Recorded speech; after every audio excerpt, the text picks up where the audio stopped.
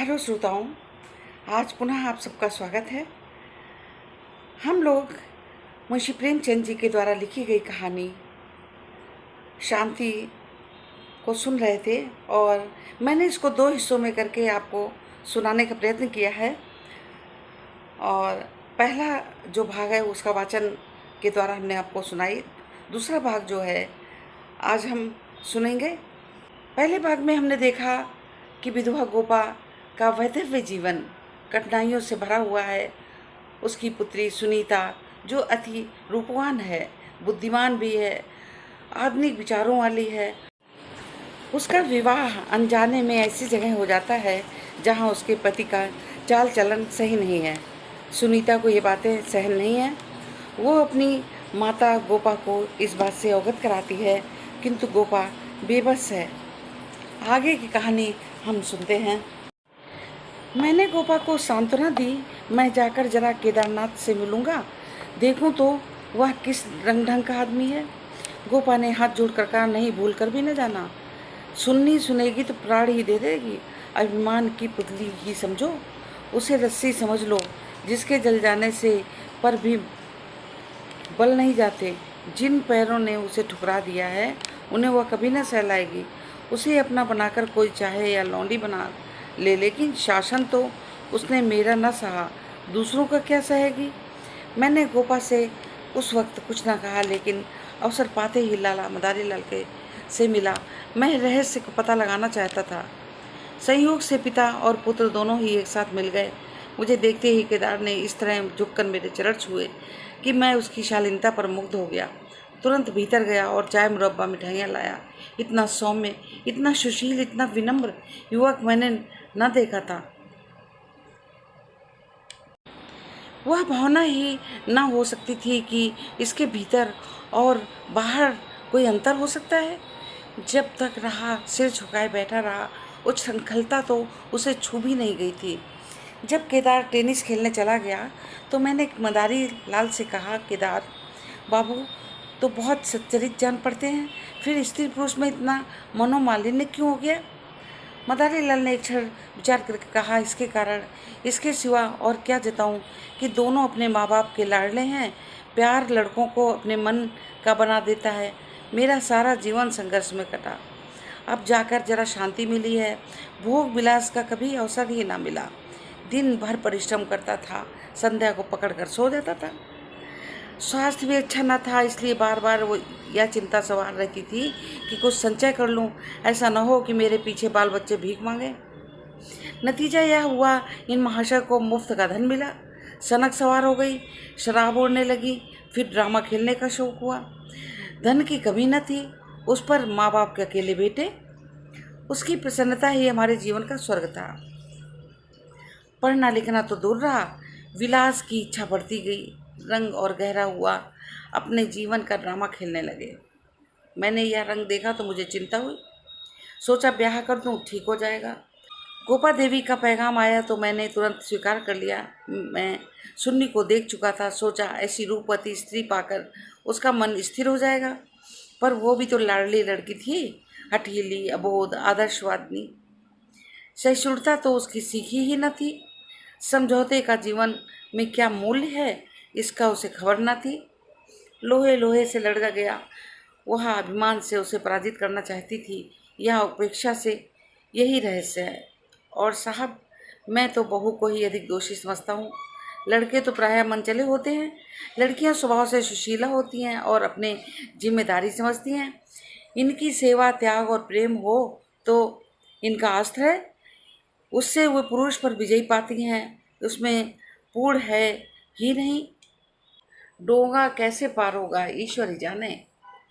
सहसा सुन्नी अंदर आ गई,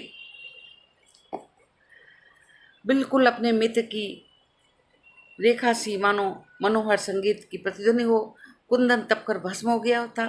मिट्टी हुई आशाओं का उससे अच्छा चित्र नहीं हो सकता है। उलाहना देती हुई बोली, आप न जाने कब से बैठे हुए हैं, मुझे खबर तक नहीं, और शायद आप बाहर ही बाहर चले भी जाते। मैंने आंसुओं के बेग को रोकते हुए कहा, नहीं सुन्नी, ये कैसे हो सकता था। तुम्हारा पास आ ही रहा था कि तुम स्वयं आ गई। मदारी लाल कमरे के बाहर अपनी कार की सफाई करने लगे।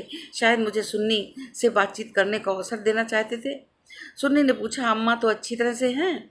हाँ, अच्छी हैं। तुमने अपना क्या गत बना रखी है? मैं तो बहुत अच्छी तरह से हूँ। ये बात क्या है? तुम लोगों में क्या अनबन है? गोपा देवी प्राण दिए डालती हैं, तुम खुद मरने को तैयार कर रही हो। कुछ तो विचार से काम लो। सुन्नी के माथे पर बल पड़ गए। आपने नहा के विषय छेड़ दिया चाचा जी। मैंने तो ये सोचकर अपने मन को समझा लिया था कि मैं अभागिन हूँ, बस इसका निवारण मेरे बूते से बाहर है। मैं इस जीवन में मृत्यु को कहीं अच्छा समझती हूँ। जहाँ अपनी कदर ना हो, मैं व्रत के बदले व्रत चाहती हूँ। जीवन का कोई दूसरा रूप मेरी समझ में नहीं आता। इस विषय में किसी तरह का समझौता करना मेरे लिए असंभव है। नतीजे में मैं परवाह नहीं करती, लेकिन नहीं चाचा जी, इस विषय में अब कुछ ना कहिए, नहीं तो मैं चली जाऊंगी। आखिर सोचो तो, मैं सब कुछ सोच चुकी, तय कर चुकी। पशु को मनुष्य बनाना मेरी शक्ति से बाहर है। इसके बाद मेरे लिए अपना मुंह बंद कर लेने की सिवा क्या रह गया था। मई का महीना था, मैं मंसूरी गया हुआ था और गोपा का तार पहुंचा। तुरंत आओ, जरूरी काम है। मैं घबरा गया, लेकिन इतना निश्चित था कि कोई दुर्घटना नहीं हुई। दूसरे दिन दिल्ली जा पहुंचा। गोपा मेरे सामने खड़ी हो गई, निस्पंद, मूक, निष्प्राण, जैसे तपेदिक के रोगी हो। मैंने पूछा, कुशल तो है? मैं तो घबरा उठा। उसने बुझी आंखों से देखा, बोली, सच। सुन्नी तो कुशल है, मैं अच्छी तरह से हूँ, और केदारनाथ, वो भी अच्छी तरह है। तो फिर माजरा क्या है? कुछ तो नहीं? तुमने ताड़ दिया कहती हो कुछ नहीं? दिल घबरा रहा है था जिसने तुम्हें बुला लिया। मुन्नी का किसी तरह समझाकर यहाँ लाना है। मैं तो सब कुछ करके हार गई। क्या इधर नई बात हो गई? नई तो नहीं है, लेकिन एक तरह से नई समझो। केदार एक एक्ट्रेस के साथ कहीं भाग गया। 1 सप्ताह से उसका कहीं पता नहीं है। सुन्नी से कह गया है, जब तक तुम रहोगी घर नहीं आऊँगा। सारा घर सुन्नी का शत्रु हो रहा है, लेकिन वह वहाँ से टलने का नाम नहीं ले रही। सुना है केदार अपने बाप के दस्तखत बनाकर कई हजार रुपए बैंक से ले गया है। तुम सुन्नी से मिली थी? हाँ, 3 दिन पर से बराबर जा रही हूँ। वह नहीं आना चाहती तो रहने क्यों नहीं देती? वह घुट कर मर जाएगी। मैं उन्हीं पैरुल लाला मदारी लाल के घर चला। हालांकि मैं जानता था कि सुन्नी किसी तरह ना आएगी, मगर वहां पहुंचा तो देखा कोहराम मचा था। मेरा कलेजा धक से रह गया। वहां एक अर्थी सज रही थी। मोहल्ले के सैकड़ों आदमी जमा थे। घर से हाय हाय की क्रंदन ध्वनि आ रही थी। ये सुन्नी का शव था। मदारी लाल मुझे देखते ही उन्मुक्त के भांति लिपट गए और बोले, भाई साहब, मैं लुट गया। लड़का भी गया, बहू भी गई, जिंदगी ही गारत हो गई। मालूम हुआ कि जब से केदारनाथ गायब हो गया, सुन्नी और भी ज़्यादा उदास रहने लगी थी। उसने उसी दिन अपनी चूड़ियाँ तोड़ डाली और मांग का सिंदूर पोंछ डाला था। सास ने जब आपत्ति की तो उनको अपशब्द कहे। मदारी लाल ने समझाना चाहा तो उन्हें भी उल्टी जली कटी सुनाई। ऐसा अनुमान था कि उन्माद हो गया है। लोगों ने उससे बोलना छोड़ दिया। आज प्रातःकाल यमुना स्नान करने गई। अंधेरा था, सारा घर सो रहा था। किसी को नहीं जगाया। जब दिन चढ़ गया तो बहू घर में ना मिली और तलाश होने लगी। दोपहर को पता लगा यमुना गई है। लोग उधर भागे, वहाँ लाश मिली। पुलिस आई, शव की परीक्षा की, अब जाकर शव मिला। मैं कलेजा थाम कर बैठा। हाय, अभी थोड़े दिन पहले सुंदरी पालकी पर सवार होकर आई थी, आज वह 4 के कंधे पर जा रही है। मैं अर्थी के साथ हो लिया। वहाँ से लौटा तो रात के 10 बज गए थे। मेरे पाँव कांप गए। मालूम नहीं खबर पाकर गोपा क्या दशा होगी, प्राणांत ना हो जाए। मुझे यही भय था। सुन्नी उसके प्राण थी, उसके जीवन का केंद्र थी। उस दुखिया के उद्यान में यही एक पौधा था। उसे वह हृदय रक्त से खींच सींच कर पाल रही थी। उसके बसंत का सुनहरा स्वप्न ही उसका जीवन था। उसमें कपोले निकलेंगी, फूल खिलेंगे, फल लगेंगे, चिड़िया और उसकी डालियों पर बैठकर अपने सुहाने राग गावेगी। किंतु आज निष्ठुर नियत ने उस जीवन सूत्र को उखाड़ कर फेंक दिया और अब उसके जीवन का कोई आधार न था। वह बिंदु ही मिट गया था जिस पर जीवन की सारी रेखाएं आकर एकत्र हो जाती थी। दिल को दोनों हाथों से थामे मैंने जंजीर खटखटाई। गोपा एक लालटेन लिए निकली। मैंने गोपा के मुख पर एक नए आनंद की झलक देखी। मेरी शोक मुद्रा देखकर वो मातृवत प्रेम से मेरा हाथ पकड़ लिया और बोली, आज तो तुम्हें सारे दिन रोते ही कटा। अर्थी के साथ बहुत से आदमी रहे होंगे। मेरे जी में भी आया कि चलकर सुन्नी के अंतिम दर्शन कर लूं, लेकिन मैंने सोचा आज सुन्नी ही नहीं रही तो उसकी लाश से क्या रखा है, न गई। मैंने विस्मय से गोपा का मुंह देखा तो इसे ये शोक समाचार मिल चुका है। फिर भी वो शांति, यह अविचल धैर्य। बोला, अच्छा न किया, रोना ही तो था। और क्या, रोती यहाँ भी, लेकिन तुमसे सच कहती हूँ, दिल से नहीं रोई। न जाने कैसे आंसू निकल आए। मुझे तो सुन्नी की मौत से प्रसन्नता हुई। दुखिया अपनी मान मर्यादा लिए संसार से विदा हो गई, नहीं तो न जाने क्या क्या देखना पड़ता। इसलिए भी और प्रसन्न हुई कि उसने अपनी जान निभा दी। स्त्री के जीवन में प्यार ना मिले तो उसका अंत ही हो जाना ही अच्छा है। तुमने सुन्नी की मुद्रा देखी थी? लोग कहते हैं ऐसा जान पड़ता था मुस्कुरा रही है। मेरी सुन्नी सचमुच देवी थी भैया। आदमी इसलिए थोड़े ही जीना चाहता है कि रोता रहे। जब मालूम हुआ कि जीवन के दुख के सिवा कुछ नहीं है तो आदमी जीकर क्या करे? किस लिए जिए? खाने और सोने, मर जाने के लिए? यह मैं नहीं कहती कि मुझे सुन्नी की याद नहीं आएगी। मैं उसे याद करूंगी, रोऊंगी नहीं, लेकिन वह शोक के आंसू न होंगे। हर्ष के मैं रोऊंगी तो हर्ष के आंसू होंगे।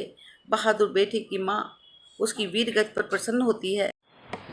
सुन्नी की मौत में क्या कुछ कम गौरव है? मैं आंसू बहाकर उस गौरव का अनादर कैसे करूं? वो जानती है कि चाहे सारा संसार उसकी निंदा करे, उसकी माता उसकी सराहना ही करेगी। उसकी आत्मा से ये आनंद ही भी छीन लूँ। लेकिन अब रात ज़्यादा हो गई है, ऊपर जाकर सो रहो। मैंने तुम्हारी चारपाई बिछा दी है, मगर देखो अकेले पड़े पड़े रोना नहीं। सुन्नी ने वही किया जो उसे करना चाहिए था। उसके पिता होते तो आज सुन्नी की प्रतिमा बनाकर पूजते। मैं ऊपर जाकर लेटा तो मेरे दिल का बोझा बहुत हल्का हो गया था, किंतु रह रह कर ये संदेह हो जाता था कि गोपा की यह शांति उसकी अपार व्यथा का ही रूप तो नहीं है। तो श्रोताओं, या हृदय स्पर्शी कहानी का अंत है जो मुंशी प्रेमचंद जी समाज में फैले हुए विषमताओं का उन्होंने बहुत ही गहराई से अध्ययन किया था और उसको अपनी लेखनी में बहुत ही सजीवता से ढाला है। तो चलिए अगली वीडियो मिलते हैं। धन्यवाद।